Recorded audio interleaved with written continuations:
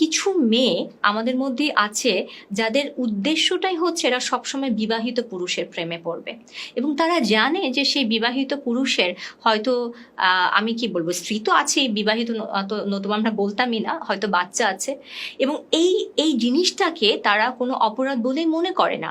তারা মনে করে যে মানুষটাকে যদি আমার ভালো লাগে আর তার সাথে তো আমি কথা বলতেই পারি, এবং সেই কথা বলা থেকে আস্তে আস্তে সম্পর্কটার যখন সখ্যতা আরো গভীর হতে শুরু করে, এখান থেকে সরে আসারও তারা কোনো প্রয়োজনীয়তা বোধ করে না, এবং ইভেনচুয়ালি এই প্রতিটা রিলেশনশিপে এক একটা পরকীয়ার রিলেশনশিপে কনভার্ট করে। এই জায়গাটাতে আপনারা বলতে পারেন যে আচ্ছা, আপনি মেয়েটার দিকে আঙ্গুল তুলছেন কেন, ছেলেটাকে নিয়ে বলেন। আচ্ছা, কিছু জিনিস আমরা ইউনিভার্সালি একটা ভিডিওতে আপনারা প্রত্যেক পক্ষকে নিয়ে আমরা একই সাথে, প্রত্যেক সমস্যা নিয়ে আমরা একই সাথে কথা বলি না। আমি ব্যক্তিগতভাবে বিশ্বাস করি পৃথিবীতে বহু খারাপ পুরুষ আছে এবং বহু ভালো পুরুষ আছে। যেই গ্রুপের কথা আমি এখন বলছি, কোনো সন্দেহই নাই এরা অসম্ভব খারাপ মানসিকতার মানুষ না হলে তারা এই জিনিসটাকে আসলে ক্যাপাসিটেট করতোই না। কিন্তু সেটা একটা ভিন্ন আলোচনা, হয়তো অন্য কোনো একদিন আরো গভীরভাবে বলবো। কিন্তু আমি এই গ্রুপটাকে একটু অ্যাড্রেস করতে চাই যারা এই ধরনের রিলেশনশিপে যাওয়াটাকে অপরাধ বলে মনে করেন না। এবং এখানে একটা জিনিস খুব বোঝা জরুরি, সেটা হলো এই মানুষগুলোকে আপনি গোল্ড ডিগার দেখেন, তাদের আবার ভীষণ গা জ্বলে যাবে। হ্যাঁ, কিন্তু আপনি যদি প্যাটার্নটা খেয়াল করেন, এরা সাধারণত কম সাকসেসফুল মানুষকে, একটা বিবাহিত মানুষ যার বয়স ধরেন 35, মোটামুটি একটা স্ট্যাবলিশড মানুষ, একটা সার্টেন অ্যামাউন্টের রেসপেক্ট আছে, সোশ্যাল রেসপেক্ট, অনেক ক্ষেত্রে টাকা পয়সাও থাকে, দেখবেন তাদের ক্যালকুলেশন থাকে, এবং তারা এই ধরনের পুরুষদেরকেই আমি বলবো আকর্ষণ করার জন্য আসলে বেছে নেয়। শব্দটা আমি ব্যবহার করেছি, কনসিয়াসলি ব্যবহার করেছি, কারণ এই ধরনের মেয়ে আমরা খুব আশেপাশে দেখি না, এটা বলার আসলে আমাদের কোনো সুযোগ নাই। কিন্তু আমি জানি না এরকম কয়জন আমার ভিডিওটা এখন দেখছেন। আমি আপনাদেরকে একটা ছোট জিনিস বলতে চাই, আমরা মেয়েরা খুব অসহায় একটা একটা প্রজাতি আমি বলবো। হ্যাঁ, আমরা অনেক সময় আমাদের জীবনের অনেক কষ্ট যেগুলো আমরা মেয়েরাই তৈরি করেছি, কিন্তু আমরা সবসময় সেগুলোকে বলি যে আমরা একটা প্যাট্রিয়ার্ক্যাল সোসাইটিতে, পুরুষতান্ত্রিক সোসাইটিতে আছে বলে আমাদের কপালের এই 12টা। কিন্তু এই যে যে আপনি একজন নারী হিসেবে আরেকটা নারীর ঘর ভাঙছেন, সো এখানে আসলে পুরুষটা তো খারাপ, আমি আগেই বললাম, আমি এটা আলোচনা থেকে একটু দূরেই রাখছি, কিন্তু এই জায়গাটাতে আপনার ভূমিকাটা আসলে কখন, আপনার ভূমিকাটা আসলে কোথায়? তো এবং আমরা তো আসলে সমাজকে দোষে যাচ্ছি, কিন্তু এখানে সোললি এটা একটা ফিমেল রেসপন্সিবিলিটি যে আপনি যদি একজন বিবাহিত পুরুষের সাথে আপনি কথা বলে, একটা মেয়ে যদি অন্ধ হয় সেও বুঝতে পারে যে একজন পুরুষ তার প্রতি আকর্ষণ বোধ করছে কি না করছে। So every female should have to learn wire two draw the line, এবং এই লাইনটা যদি আপনি টানতে না পারেন, দেন ইটস আ ডিজাস্টার। এখানে দুটো ব্যাপার আছে, কিছু কিছু নারীর সহজাত প্রবৃত্তিটাই নোংরা, তাদের জন্য এটা একটা অভ্যাসের ব্যাপার।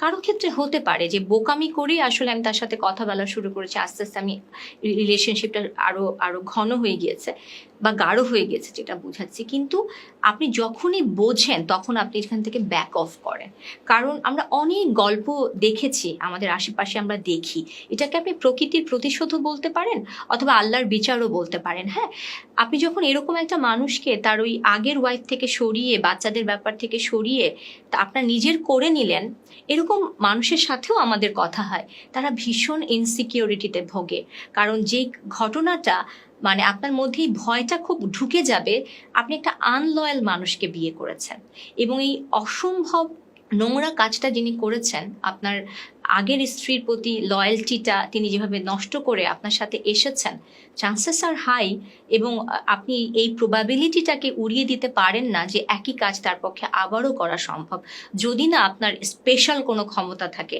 তাকে কারেক্ট করার। কারণ সৌন্দর্য এত ঠুনকো একটা ব্যাপার, আপনি আজকে দেখতে যত সুন্দর, আপনাকে অবভিয়াসলি আমরা প্রত্যেকে জানি বয়স বাড়বে এবং আমাদের সৌন্দর্যটা আমাদেরকে ছেড়ে চলে যাবে। তাই একটা মেয়ের সবচেয়ে বড় শক্তি হওয়া উচিত তার ব্যক্তিত্ব, তার মেধা এবং তার প্রজ্ঞা। সেই জায়গাটাতে আপনি জিরো, কিন্তু আপনি হয়তো আপনার সাময়িক কথা বলার ব্যাপারে একটা মুগ্ধতা তৈরি হতে পারে অন্য মানুষের, আপনার চেহারা, আপনার শরীর, যেগুলো প্রত্যেকটাই আসলে একটা সময় আমি বলবো নষ্ট হবে, এবং আপনার চেয়ে একটা বেটার কম্পিটিটর সবসময় আপনার পাশে আসলে থাকবে, কারণ আপনার হাজব্যান্ড যাকে আপনি আসলে অন্য মানুষের কাছ থেকে কেড়ে নিয়ে চলে এসছেন, সে কিন্তু এই ওয়ার্কফোর্সে, এই কাজের মধ্যে থাকবে, অনেক মহিলার সাথে তার জীবনে ইন্টারাকশন হবে। সো এই রেসপন্সিবিলিটিটাকে আমরা নিতে রাজি আছি কিনা। এবং এখানে আরেকটা ব্যাপারও খুব জড়িত, যে আমরা অনেকে আশেপাশে একটানা জানি যে এখানে একটা এক্সট্রা ম্যারিটাল অ্যাফেয়ার চলছে, এবং আমরাও খুব সেফ প্লে, যারা আমরা দেখি জিনিসগুলো, আমরা কখনো এই জিনিসগুলোর প্রতিবাদ করি না, কারণ এন্ড অফ দ্য ডে আমরা মনে করি এটা তার চয়েস, এটা তার চয়েস। দেখেন, সবসময় জিনিসগুলো শুধু চয়েস চয়েস চয়েস যদি বলি, তাহলে এটা দিয়ে আমাদের দায়টা আসলে এড়ানো খুব সহজ না।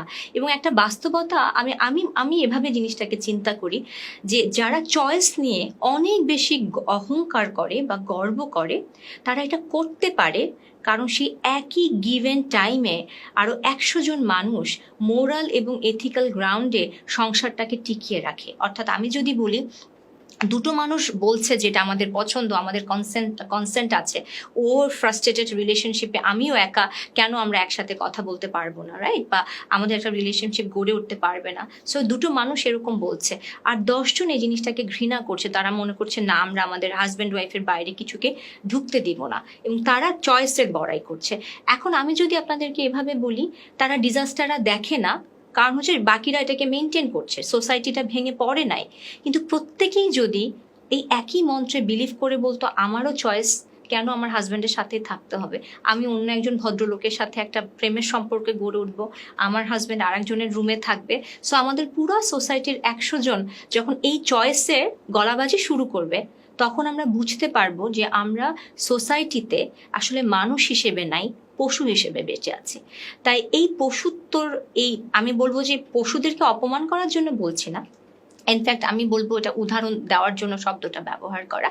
আমার কাছে মনে হয় যে পশুরা অনেক ক্ষেত্রে আসলে মানুষের চেয়ে অনেক বেটার, মানে কিছু কিছু ক্ষেত্রে ডেফিনেটলি অনেক বেটার। তো এই জায়গাটাতে আমরা একটু গভীরভাবে যেন জিনিসগুলো চিন্তা করি, যে সেটা হচ্ছে নারী হিসেবে আপনার ব্যক্তি সত্তার উপরে আপনার কাজ করা উচিত, এবং আপনার একটা মোরাল এবং এথিক্যালি একটা মোরাল কম্পাস আমাদের প্রত্যেকে তৈরি হওয়াটা খুব দরকার।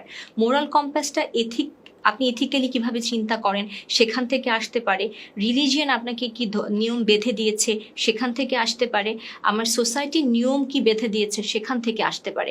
আপনি যদি প্রতিটাকে বুড়ো আঙ্গুল দেখান, তাহলে সত্যি বলতে আপনি আমাদের জন্য ভীষণ বিপজ্জনক একটা প্রাণী, এবং আপনাকে আসলে আমাদেরকে প্রতিহত করতেই হবে। এবং সেই সময় আপনার সেই সাহসটাও থাকতে হবে যে সেই জায়গাটাতে প্রত্যেকটা মানুষ আপনাকে শ্রদ্ধা রেখে কথা বলতে পারবে না। তাই এই রেসপন্সিবিলিটিটা নিন, এবং শুধু পুরুষের কাঁধে দোষটা না চাপিয়ে আমরা একটু এক ধাপ সরে এসে আমাদের নিজেদেরকে অ্যাসেস করি যে আমি একটা অন্যায় রিলেশনশিপে আগিয়ে গেছি, এবং এখান থেকে সরে আসার দায়িত্বটাও আমার। এবং এটা যদি আমরা করতে না পারি, তাহলে এটা আপনার ব্যক্তিগতভাবে আপনাকে ক্ষতিগ্রস্ত করবে, এবং সামাজিকভাবে যখন এই কালচারটা আমরা মেনে নিব, তখন ধীরে ধীরে আমাদের সামাজিক অবক্ষয়ের যে রাস্তাটা, আমি বলবো সেই ভাঙনের সুর আমরা কেউ আটকাতে পারবো না।